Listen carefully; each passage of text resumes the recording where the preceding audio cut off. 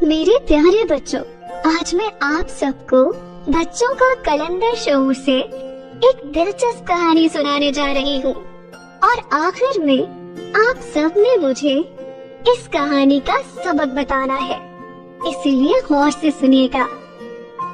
ایک چڑیا اور ایک چڑا تھا، دونوں نے مل کر گھونسلہ بنایا۔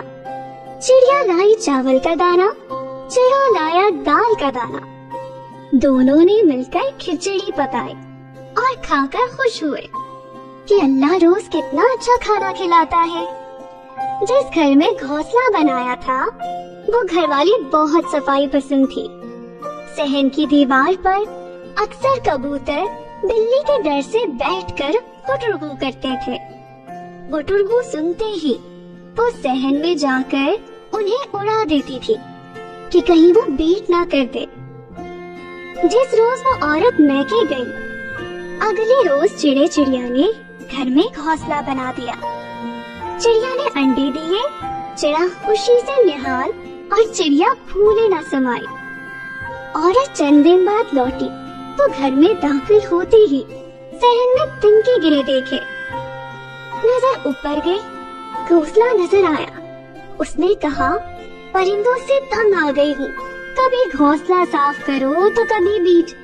خاوند نے کہا، میرے خیال میں گھونسلے میں انڈے ہیں، کچھ دنوں کی بات ہے، بچے نکلیں گے اور پرندے اڑ جائیں گے۔ عورت بولی، پھر اس میں سے بدبو آئے گی اور مجھے گندگی پسند نہیں۔ یہ کہہ کر جھاڑو اٹھائی اور گھونسلہ توڑ دیا، انڈے گر کر ٹوٹ گئے۔ خاوند نے افسوس سے بیگم کو دیکھا۔ بیگم نے شوہر کو نظر انداز کرتے ہوئے گھونسلے کے تنکے اٹھائے اور کوڑے دان میں پھینک دیے۔ اس دوران میں چڑیا آئی، فکر ہو گئی کہ گھونسلہ کہاں گیا۔ صحن میں نظر گئی تو ٹوٹے ہوئے انڈوں پر نظر پڑتے ہی دل حلق میں آ گیا، تکلیف سے آنکھیں بھیگ گئی۔ صحن میں اتر کر خاموشی سے بیٹھ گئی۔ چڑے میاں آئے تو چڑیا بیگم کو غمگین دیکھا۔ چڑیا نے بتایا کہ گھر والی نے میرے بچے مجھ سے چھین لیے، مجھے بدلہ لینا ہے۔ چڑے نے بہت سمجھایا کہ معاف کرنا اچھی بات ہے، انتقام لینا بری بات ہے۔ چڑیا نے روتے ہوئے کہا، اسے کیا تکلیف تھی، میں نے تو اتنی چھوٹی جگہ پر گھونسلہ بنایا، ایک لمحے میں میری دنیا برباد کر دی۔ چڑا بولا، کوئی بات نہیں، ہمیں اللہ کی رحمت سے مایوس نہیں ہونا چاہیے، ہو سکتا ہے وہ عورت نہ جانتی ہو کہ گھونسلے میں انڈے ہیں۔ چڑیا نے کہا، میرا گھر برباد کرنے سے پہلے اسے دیکھنا چاہیے تھا کہ اس میں انڈے ہیں کہ نہیں۔ وہ بھی ماں ہے، اس کے بھی بچے ہیں، لیکن اس نے میرے جذبات کی پرواہ نہیں کی۔ انتقام نہیں لیا تو آئندہ دوسرے پرندوں کا بھی گھونسلہ توڑ دے گی۔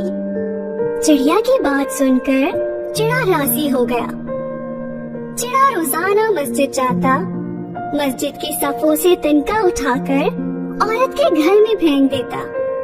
قصہ مختصر، گھر کا صحن تنکوں سے بھر جاتا تھا۔ عورت پریشان ہو گئی کہ صحن میں گھونسلہ نہیں ہے تو یہ تنکے کہاں سے آتے ہیں۔